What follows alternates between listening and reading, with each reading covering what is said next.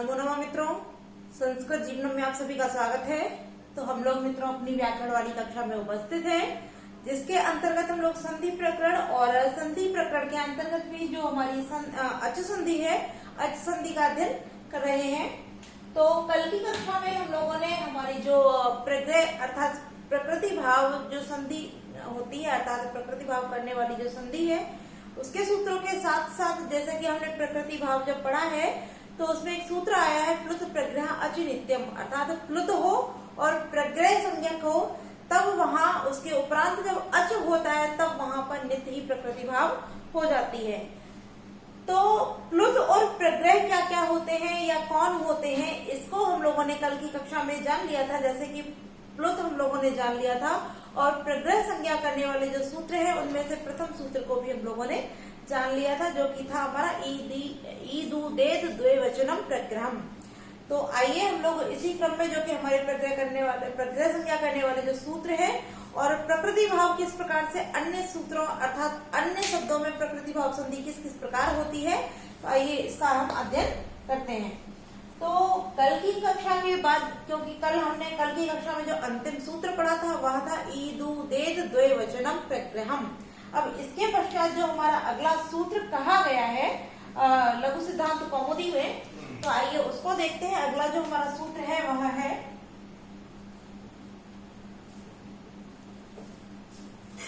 अदसोमात। अदसोमात। अब यह हमारा जो सूत्र है, यह जो सूत्र है वह क्या करता है, यह संज्ञा करता है।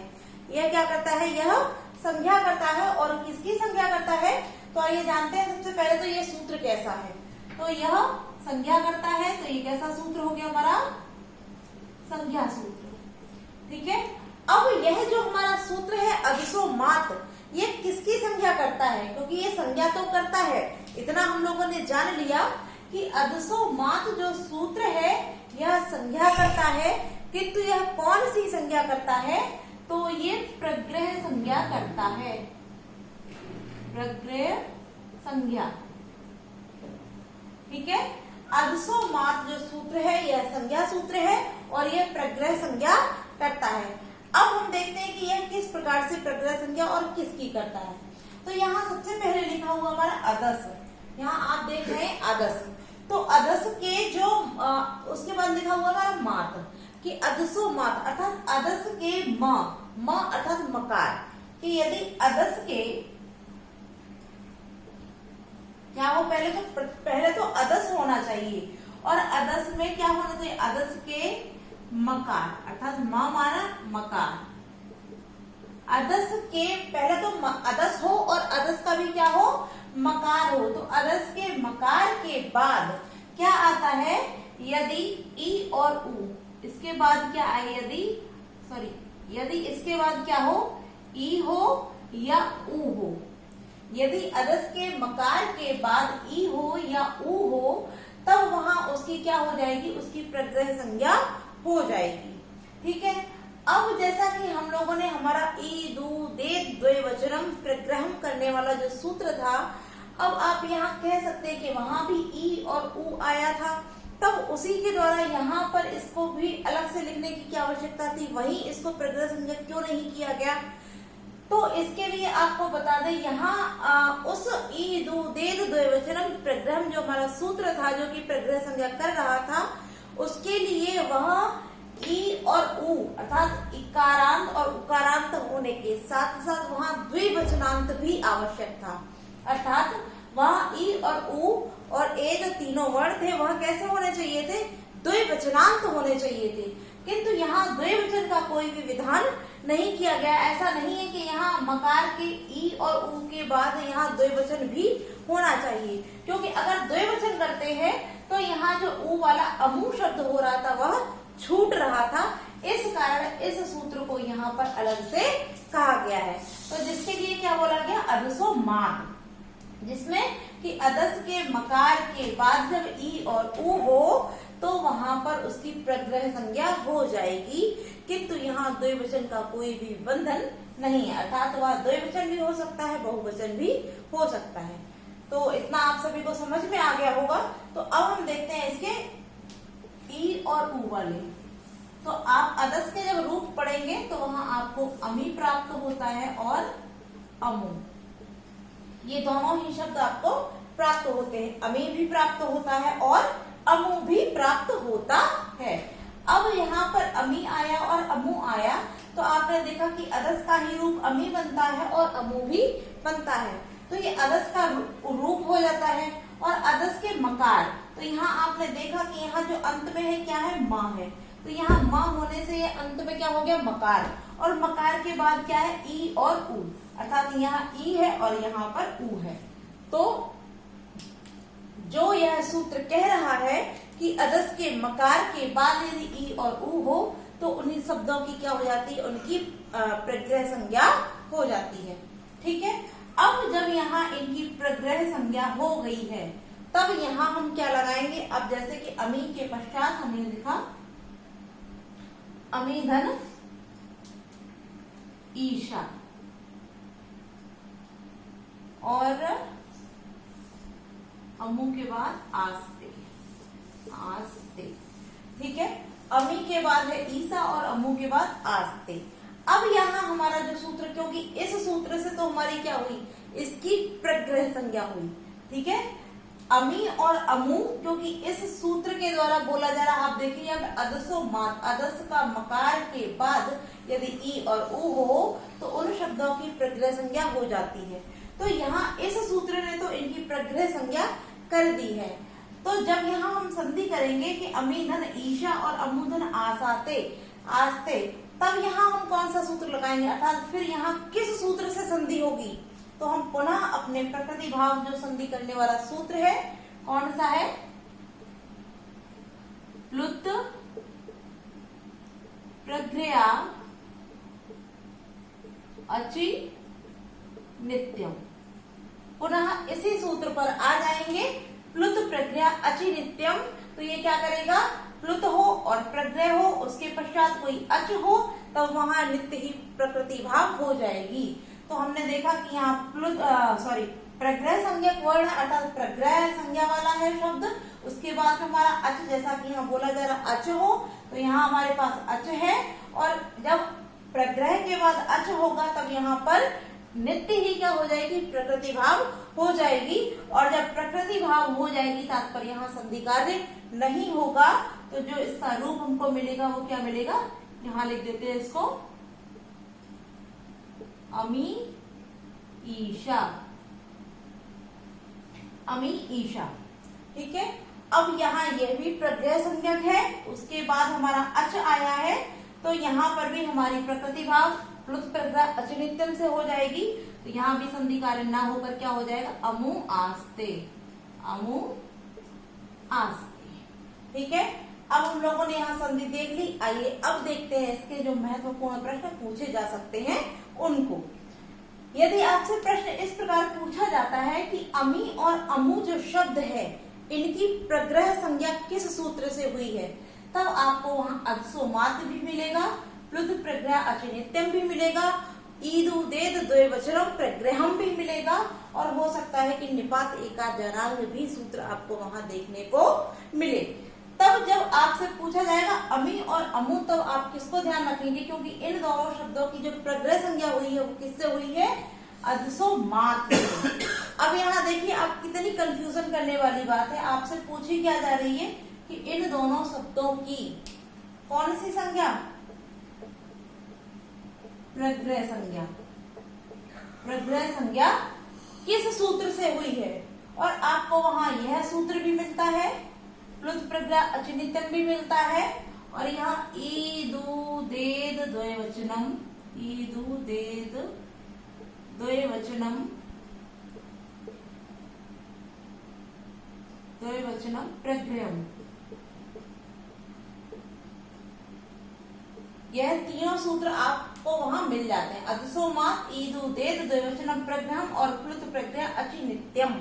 तो यहाँ बहुत से लोग कंफ्यूज होकर क्या करते हैं, यहाँ भी प्रग्रह दिया, यहाँ भी प्रग्रह दिया, किंतु यहाँ पर प्रग्रह नहीं दिया है, तो इस सूत्र को भूल जाते हैं और इन दोनों में से किसी एक सूत्र को वहां पर लगा देते हैं। तो आप लोग ध्यान रखेंगे कि अमी और अमु की जो प्रग्रह संज्ञा होगी वह किस सूत्र से होगी, अदसो मात से होगी। ईद उदेत द्वयवचनम जो प्रग्रह संज्ञा करता है वो किसकी करता है? ईत ऊत एत द्वयवचनांत शब्दों की प्रग्रह संज्ञा ईद उदेत द्वयवचनम प्रग्रह करता है। और यदि आपसे पूछा जाए कि यहाँ प्रकृति भाव किस सूत्र से हुआ है, अमीधन ईशा में यहाँ प्रकृति भाव संधि है या अमूधन आस्ते में यहाँ प्रकृति भाव संधि है, तब किस सूत्र से हुई है? तो प्लुत प्रग्रह अचिनित्यम सूत्र से यहाँ पर हमारी प्रकृति भाव संधि हुई है। आप लोग कंफ्यूज मत होइए, यहाँ संज्ञा नहीं बता रहा, यह विधान कर रहा है। किसका विधान कर रहा है? तो प्रकृति भाव का विधान कर रहा है। और क्या कह रहा है कि पहले प्लुत हो या प्रग्रह हो, उसके पश्चात कोई अच हो, तब वहां नित्य रूप से प्रकृति भाव हो जाएगा।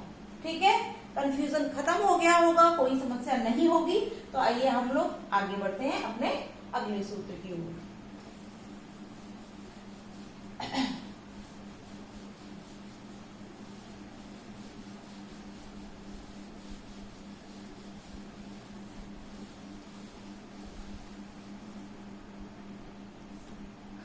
आइए अब देखते हैं हमारा अगला सूत्र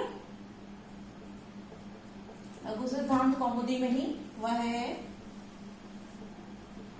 चादयो असत्वे। अगला जो सूत्र है लघु सिद्धांत कौमुदी में वह कौन सा है? चादयो असत्वे। अब यह सूत्र जो है वह क्या करता है? सर्वप्रथम प्रश्न यही बनता है, ये जो सूत्र है कैसा सूत्र है? संज्ञा सूत्र है, विधि सूत्र है, परिभाषा सूत्र है, अतिदेश सूत्र है, निषेध सूत्र है या अधिकार सूत्र है? तो सर्वप्रथम प्रश्न यही बनता है। तो सबसे पहले यही जानते हैं, यह जो हमारा सूत्र है चादयो असत्वे, यह सूत्र है संज्ञा सूत्र, क्योंकि यह संज्ञा करता है। यह कैसा सूत्र है? तो यह संज्ञा सूत्र है। अब यह संज्ञा करता है तो किसकी संज्ञा करता है या क्या संज्ञा करता है? तो यह जो सूत्र है चादयो असत्वे, यह निपात संज्ञा करता है। कौन सी? निपात संज्ञा। यह हमारा जो चादयो असत्वे सूत्र है वह निपात संज्ञा करता है। आइए अब जानते हैं यह किसकी निपात संज्ञा करता है।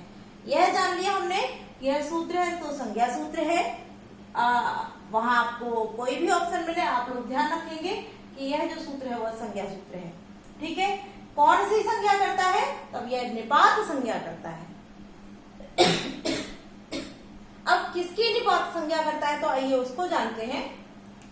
तो यहां सर्वप्रथम लिखा है च आदि।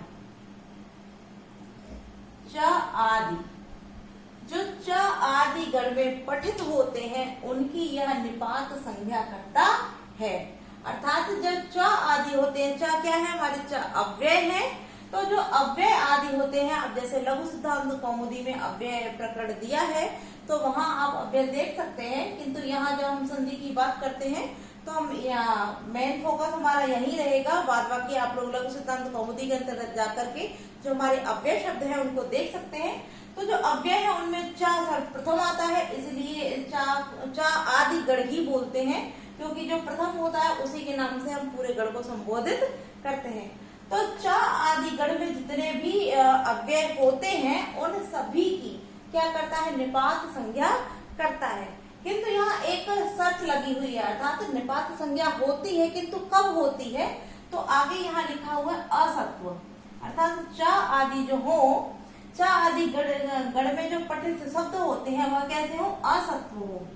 असत्व, असत्व रूप से जब होंगे तब उनकी क्या हो जाएगी? निपात संज्ञा हो जाएगी। अर्थात च आदि की जब असत्व के रूप में होंगे तब उनकी निपात संज्ञा हो जाएगी। अब हम जानते हैं कि असत्व क्या होता है। तो हम असत्व को एक अन्य नाम से भी जानते हैं, अर्थात अद्रव्य। असत्व या अद्रव्य। ठीक है, तो जब यह अद्रव्य है तो इसका जो विपरीत होगा वो क्या होगा? द्रव्य होगा। वो क्या होगा? द्रव्य होगा। तो द्रव्य कौन होते हैं? सबसे पहले इसको जानते हैं। तो अद्रव्य अपने आप से निकल के आ जाएगा कि अद्रव्य क्या होता है। तो जो द्रव्य है वो कौन होते हैं? जो संख्यावाची ना हो, जो संख्यावाची एवं सर्वनाम। ठीक है, जो संख्यावाची एवं सर्वनाम सर्वनाम हो, जो संख्यावाची एवं सर्वनाम हो, वह क्या कहलाते हैं? हमारे द्रव्य कहलाते हैं।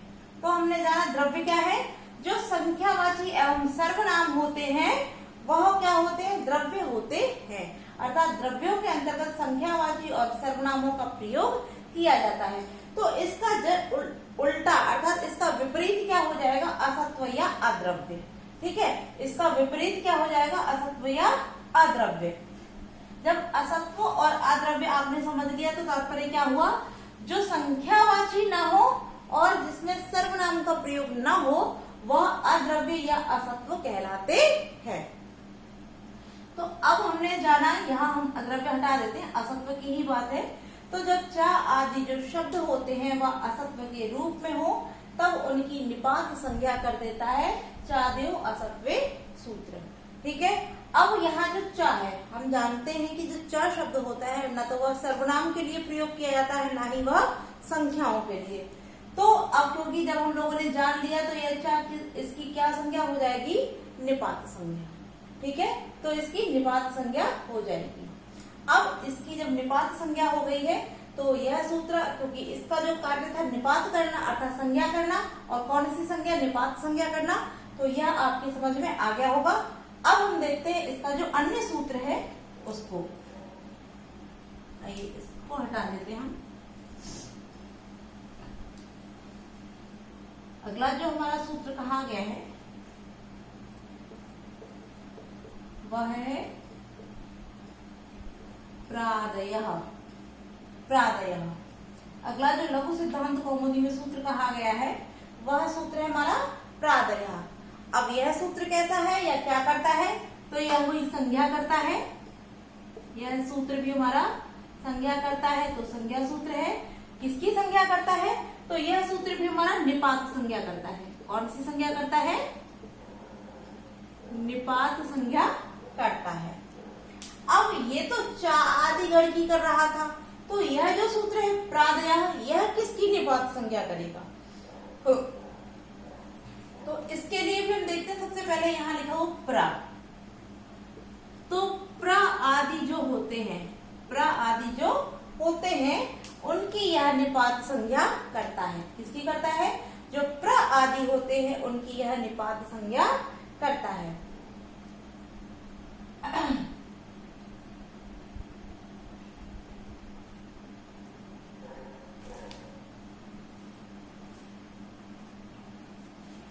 अब या प्र आदि, अब जैसे कि हम लोगों ने एक सूत्र पहले पढ़ा है उपसर्गा क्रिया योगे, उपसर्गा क्रिया योगे, तो वहां भी हम लोगों ने देखा प्र आदि जब क्रिया के योग में होते हैं तब उनकी कौन सी संज्ञा हो जाती है? तब उपसर्ग संज्ञा हो जाती है।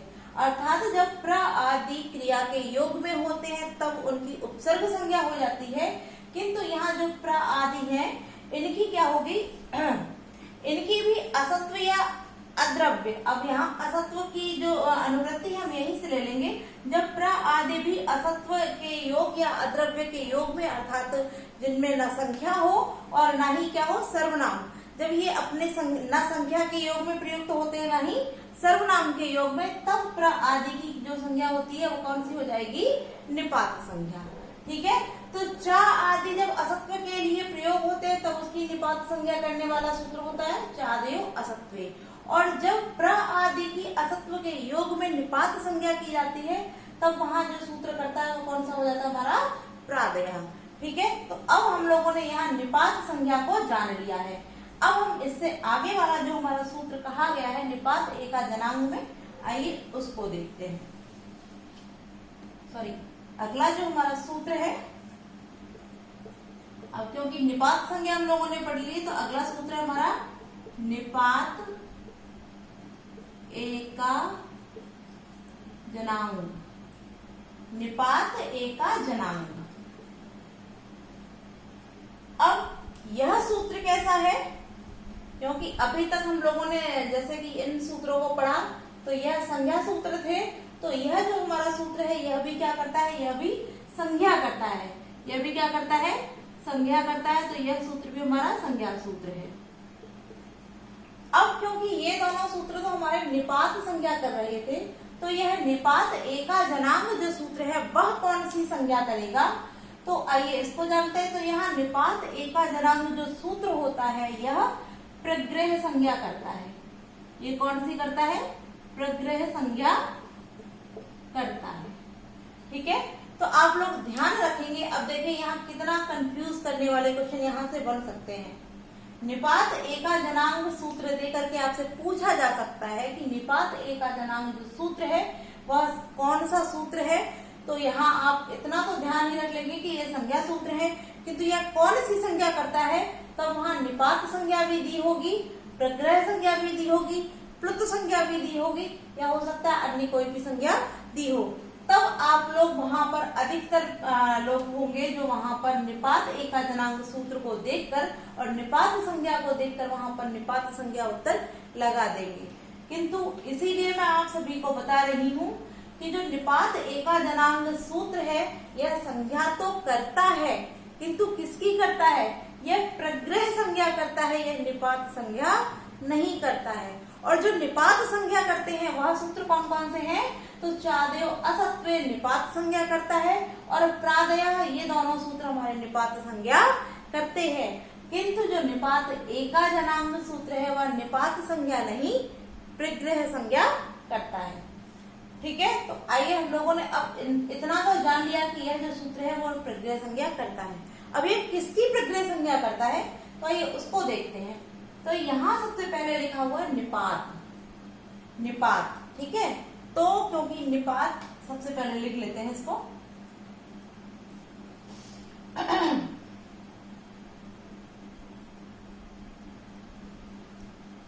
कि जो निपात है, निपात होंगे, ठीक है, जो निपात होंगे और उन निपातों की क्या करता है? यह प्रग्रह संज्ञा करता है। जो निपात हैं जिनकी निपात संज्ञा की जा चुकी है उन निपातों की यह प्रग्रह संज्ञा करता है। किंतु किसकी? इसके लिए भी कुछ नियम बोला गया है कि जो निपात संज्ञा करेगा, अर्थात जो हमारे दो सूत्र बोले गए हैं चादेव असत्वे और प्रादयः, इन दोनों के द्वारा जिनकी निपात संज्ञा की गई है उनकी ही यह प्रग्रह संज्ञा करता है। किंतु इसमें कुछ इसकी विशेष है। आगे क्या है देखिए, आइए यहाँ से देखते हैं। तो यहाँ बोला जा रहा है एका अच आंग, एका जनांग जो लिखा हुआ है इसको हम तोड़ते हैं तो क्या निकल आएगा? एक, आगे अच, जा को हम चा आदेशित करेंगे तो अच, और फिर बोला है यहाँ पे आ निकलेगा तो अनांग, अनांग। तो अनांग अर्थात अन धन आंग, तो आंग जो होगा उसकी नहीं। तो यह कह रहा है कि यह जो निपात होते हैं, जो निपात होंगे, और निपात में भी कैसे होंगे? एक अच होंगे। जो निपात में भी केवल एक अच होंगे और अचों में भी जो अनांग अर्थात अनांग, अन से तात्पर्य होगा नहीं, और फिर क्या निकलेगा हमारा? आंग, आंग। ठीक है, तो एक अच की, और कैसे? जो निपात एक अच होगा और उन अचों में भी जो आंग होगा उनकी नहीं, केवल एक अच की क्या करेगा? यह प्रग्रह संज्ञा कर देगा। पुनः देख लीजिए कि जिनकी निपात संज्ञा की जा चुकी है ऐसे निपात हो और वह भी कैसे हो? एक अच हो। यदि एक अच से अतिरिक्त वहां कोई होगा, चाहे वह व्यंजन हो चाहे अन्य कोई अच हो, तब वहां निपात एका जनांग उनकी प्रग्रह संज्ञा नहीं करेगा। तो इसको पुनः देख लीजिए। पहले तो निपात हो, आगे बोला गया कि निपात, फिर एक अच अनांग, यानी एक अच हो किंतु उसमें भी क्या ना हो? आंग। आंग से तात्पर्य यहाँ जो यहाँ है इसका क्या हो जाएगा? हलंत से हलंत होकर इसका तत्स्य लोपा से लोप हो जाएगा, और जो बचेगा वो क्या बच जाएगा हमारा? आ। तो एक अच की करेगा और उसमें भी आ को छोड़कर। ठीक है, निपात एक अच और उसमें भी आ को छोड़ करके इनकी क्या करेगा? यह प्रग्रह संज्ञा कर देगा। अर्थात इस आ की प्रग्रह संज्ञा नहीं होगी, जो निपात होगा और एक अच होगा उसी की प्रग्रह संज्ञा यहाँ पर की जाएगी, किंतु आ को छोड़ करके। ठीक है, इतना हम लोगों ने यहाँ पर इसको जान लिया है। अब यहाँ जब हमने इतना जान लिया तो आइए अब देखते हैं इसका उदाहरण। इसका उदाहरण देखते हैं। तो जैसे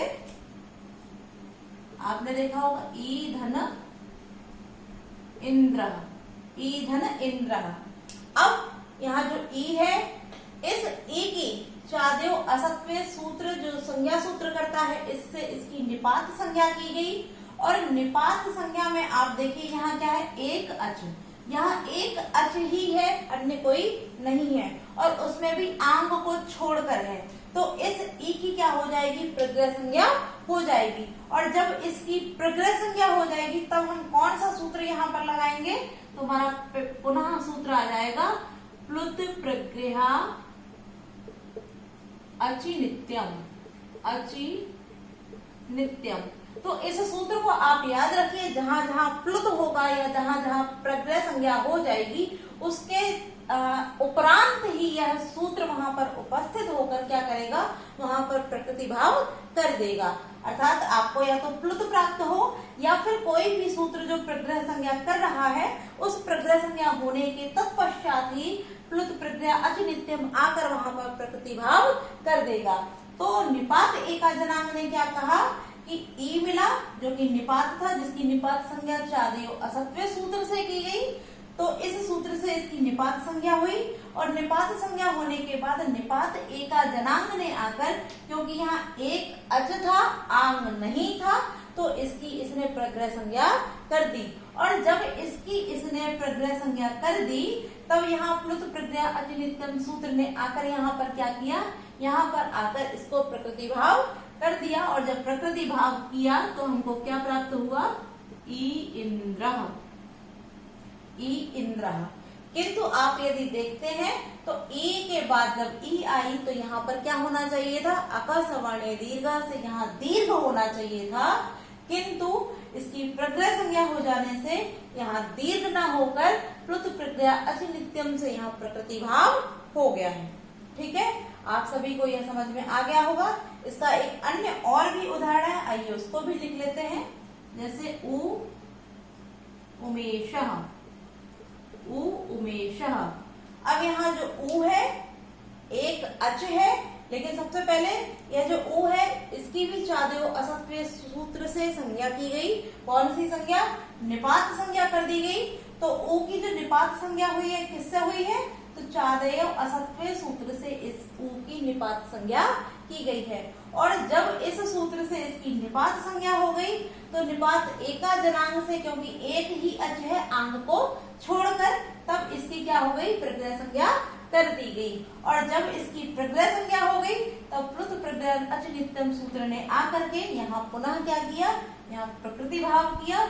और प्रकृति भाव होने से यहाँ हमको उ उमेशः शब्द पुनः ऐसे के ऐसा ही प्राप्त हो जाएगा। जबकि उ के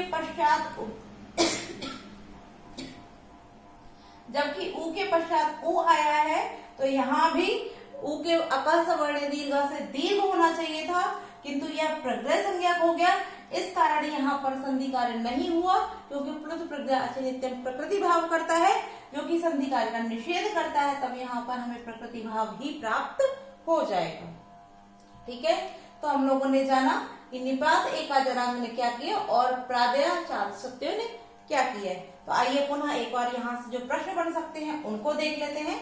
तो सर्वप्रथम प्रश्न यही बनता है, यहाँ पर आपसे पूछा जाता है कि यहाँ जो ई इंद्र दिया, आपको ये उदाहरण देकर पूछ दिया जाएगा कि ई इंद्र या उ उमेशा यह दे देते हैं, और यहाँ पूछा जा सकता है कि ई जो है इसकी निपात संज्ञा किस सूत्र से हुई है। तो आप लोग ध्यान रखेंगे, चादेव असत्व सूत्र से ई और उ की निपात संज्ञा हो गई है। और यदि पूछा जाए कि ई और उ की प्रग्रह संज्ञा किस सूत्र से हुई है, तो निपात एका जनांग सूत्र से ई और उ की प्रग्रह संज्ञा हो जाती है। ठीक है, और यदि ई इंद्र और उ उमेशा में यदि संधि पूछी जाती है कि यहाँ संधि किस सूत्र से है, तो प्लुत प्रग्रह अच नित्यम सूत्र से यहाँ पर संधि कार्य किया गया है। अर्थात जब प्रकृति भाव होगा तो संधि कार्य होता ही नहीं है। तो आज के लिए हम लोग इतना ही रखते हैं, कल इससे आगे के सूत्रों के साथ उपस्थित होंगे। आप सभी को वीडियो अच्छी लगी तो वीडियो को लाइक अवश्य कीजिए। साथ ही साथ आपके जो भी सुझाव हैं आप लोग कमेंट बॉक्स में कमेंट करके अवश्य बताया कीजिए। आपको वीडियो कैसी लगी, वीडियो अच्छी लगी तो वीडियो को लाइक अवश्य कीजिए। नमो नमः।